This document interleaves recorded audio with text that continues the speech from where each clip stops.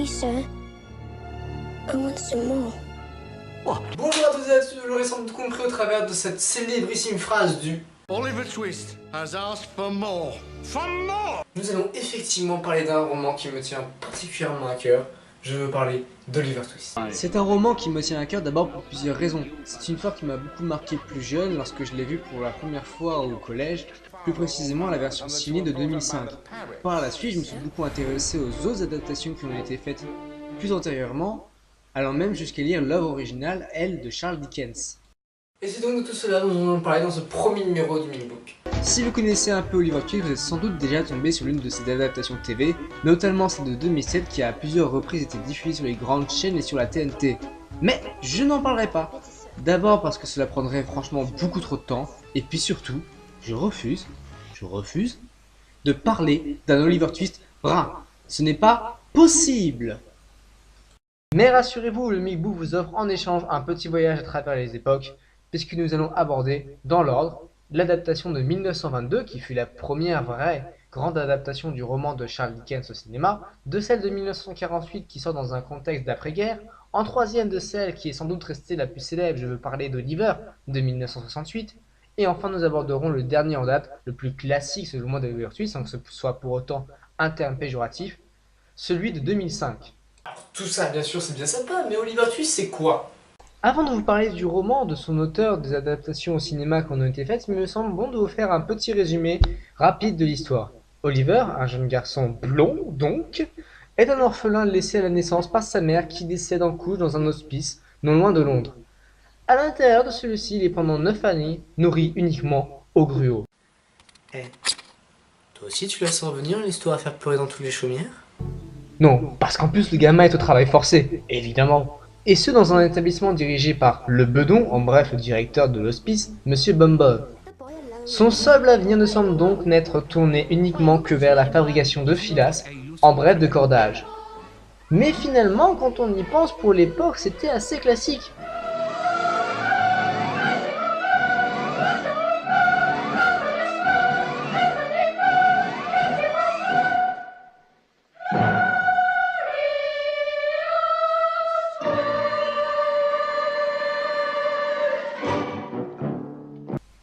Mais un jour, sous la pression de ses camarades, Oliver en vient à demander à nouveau du gruau lors d'un repas, et pour cela, devinez de quoi il écope?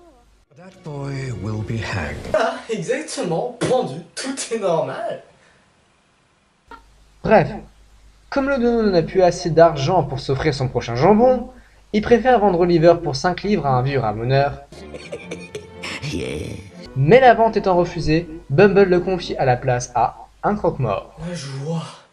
Et pourtant, à partir de là, on a un semi-espoir.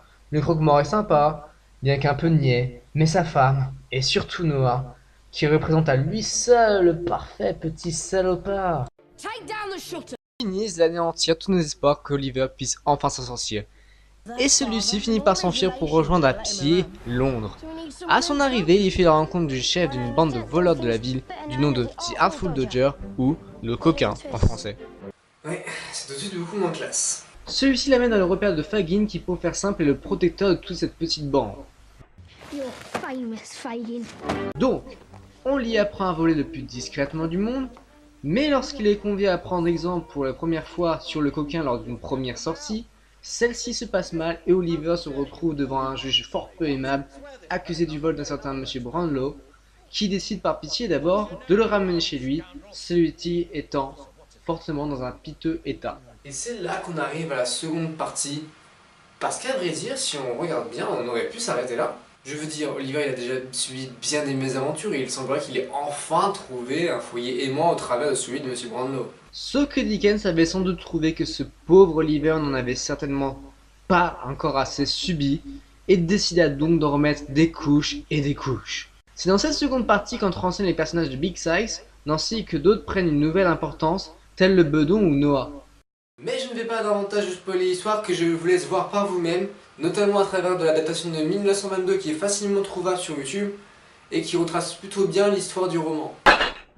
Cela vous permettra de vous faire votre propre avis, parce qu'en vérité, Oliver Twist c'est une histoire bien plus complexe qu'il n'y paraît. En effet, son auteur, Charles Dickens, né en 1812 et mort en 1870, est un habitué des romans qui peuvent atteindre le millier de pages. Oliver Twist n'en compte qu'environ 700-600 pages, cela différente selon les éditions. Ce roman a la particularité d'avoir été publié de façon périodique en 24 temps entre février 1837 et avril 1839 via la revue intitulée Le Bensley Miscellany. Oui, c'est très dur à prononcer. Comme vous pouvez vous en douter, le roman a eu un succès très important. Il y a plusieurs raisons à cela. Dickens a d'abord eu la très bonne idée de placer un enfant au centre de l'histoire, ce qui était presque inexistant en ce début de l'époque victorienne. Aussi, il dépeint la société pauvre de Londres de l'époque et il n'hésite pas à mettre en avant les côtés les plus sombres, vol, prostitution, meurtre, la quête perpétuelle de nourriture, etc. That's why. Et pourtant, c'est pour cela qu'il a reçu de nombreuses critiques. On lui accuse notamment d'y avoir glorifié le crime, mais en vérité, c'est surtout qu'on ne retrouve pas la division banale des choses qui voudrait que forcément les riches soient les méchants et forcément les pauvres les gentils car misérables. Non, ici Dickens tient à dépeindre au mieux la réalité des bas-fonds et nous démontre que la cruauté est partie intégrante de la nature humaine, ce peu importe le statut social, conditions de vie, etc. Aujourd'hui encore, Oliver Twist reste partie intégrante de la culture britannique, et aussi un peu de la nôtre finalement. C'est aussi bien une histoire que l'on peut raconter aux enfants qu'une histoire dont on peut se servir comme document social. Pour en conclure sur celui, il faut savoir que celui-ci a quand même une histoire bien mouvementée. Si au départ Dickens pouvait avoir des relations courtoises avec son éditeur Richard Bentley, celle-ci s'envenime vers la mi-1840, notamment à cause du fait que son nom n'apparaît pas sur la première édition de 9 novembre 1838. Il y aura de nombreuses nouvelles éditions entre 1839 et 1876, soit 30 ans après son écriture. Ces différentes éditions ont peu de différences entre elles, elles sont souvent très anecdotiques, mais elles ont pour beaucoup des préfaces différentes, dont on pourrait citer celle de mars 1841, dans laquelle Dickens se défend des accusations qui lui ont été faites sur son livre, comme par exemple celle dont je viens de vous parler. Il existe même une légende qui voudrait que George Quicksand, son illustrateur, soit à l'origine de l'intrigue d'Oliver Twist, mais on peut en douter si on se base sur le fait que c'est bien Dickens qui donnait ses instructions à son collaborateur et non l'inverse.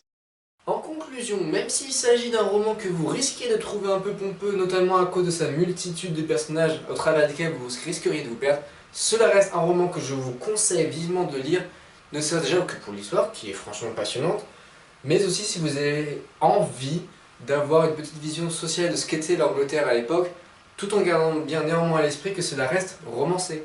Je vous l'avais promis, nous allons maintenant nous attarder sur les adaptations qui en ont été faites au cinéma. Pour ce qui est de celle de 1922 réalisée par Frank Lloyd, il est toujours, c'est vrai, un peu difficile de rester objectif avec nos yeux du XXIe siècle sur ce type de film muet. Mais le fait que les éléments qu'il raconte se passent déjà eux-mêmes presque un siècle avant le tournage de ce film, ça fait que finalement le film en lui-même se regarde sans difficulté. En plus, il reste l'un des plus fidèles à l'intrigue du roman et ainsi sur le versant dramatique de l'histoire. Alors c'est vrai, il y en a beaucoup plus à dire sur son adaptation de 1948. Première version parlante donc, mais qui est surtout très intéressante de par son contexte. On est en 1948, soit 3 ans seulement après la fin de la Seconde Guerre mondiale. Il faut savoir que Fagin, protecteur s'il en est un de la bande de voleurs qui l'héberge, est juif. 2 ans après le procès de Nuremberg, l'image qu'il émet au travers de l'excellent jeu, par ailleurs, d'Alec Guinness, est jugée par certains comme une caricature antisémite. Et c'est de ce fait que la version sortie aux États-Unis a été raccourcie de 11 minutes et n'a pu sortir qu'en 1951, soit 3 ans après l'Angleterre ou la France. Au-delà de ça, et c'est le plus important à retenir, le film est visuellement très beau et certains décors ne sont pas sans rappeler le cinéma expressionniste plus ancien des années 20, avec des films comme par exemple Le cabinet du docteur Caligari, que vous pouvez justement voir ici. 20 ans plus tard arrive l'adaptation qui est sans doute restée la plus célèbre d'Oliver Twist, celle de 1968. Cette adaptation contraste avec toutes les autres. On ne peut vraiment apprécier ce film selon moi que si l'on retient que Carol Reed a tenu ici à faire un film qui se veut familial et tout public. L'aspect dramatique est beaucoup moins mis en avant, c'est plus coloré, je pense que ça se voit d'ailleurs. Alors cet Oliver Twist est aussi connu, il fallait d'ailleurs oser le faire, pour ses nombreuses chansons qui non seulement sont bien intégrées, mais sont en plus sympas à écouter.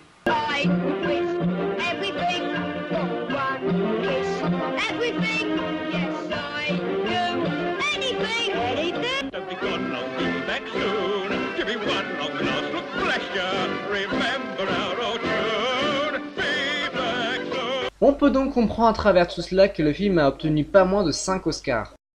Passons maintenant au quatrième et dernier film, le plus récent au cinéma, celui sorti en 2005.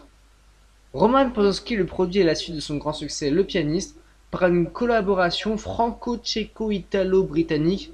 Oui, ça fait beaucoup.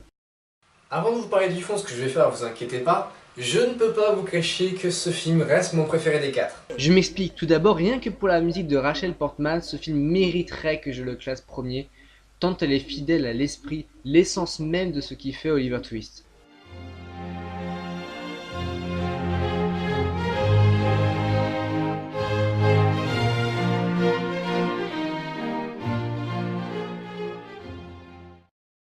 De plus, les décors et les costumes sont très réussis et on a l'un des meilleurs Fagin, ici joué par Ben Kingsley, alias Mather Rackman, dans la stratégie Ender qui sera d'ailleurs l'un de nos prochains sujets du Micbook. J'apprécie également, je dois l'avouer, le choix qui a été fait de se concentrer davantage sur le personnage d'Oliver, même si cela implique de mettre de côté certains points de l'intrigue que je ne trouvais de toute manière pas très intéressants. Voilà, vous savez maintenant tout ce qu'il y a à savoir sur Oliver Twist, mais avant de vous quitter, je ne pouvais pas ne pas vous poser la question. Quel est le meilleur Oliver? Et je dois admettre que c'est là une question très difficile pour moi parce que j'ai pour chacun d'entre eux une affection particulière.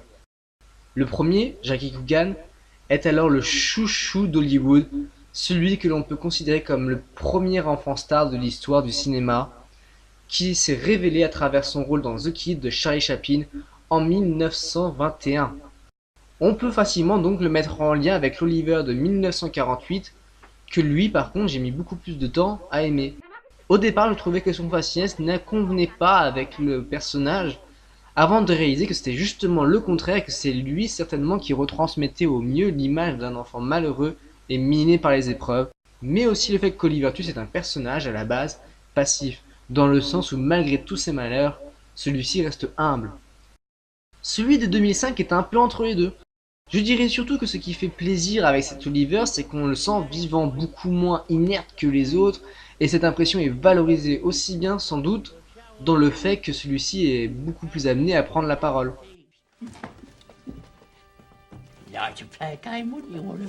Il sait. On termine sur le quatrième, celui de 1968, qui a fait de Mark Lester à son époque une petite star. Ce n'est de toute évidence pas le meilleur des Oliver Twist.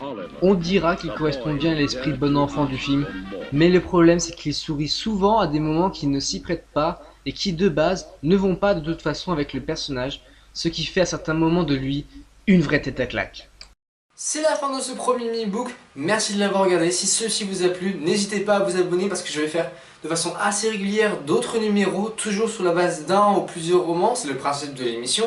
N'hésitez donc pas à vous abonner, me suivre sur Twitter ou Facebook, j'ai mis les liens sous la vidéo. La semaine prochaine, nous allons voir un roman qui n'a strictement rien à voir puisque nous allons parler de science-fiction au travers de ce roman-ci, Endgame d'Orson Scott Card.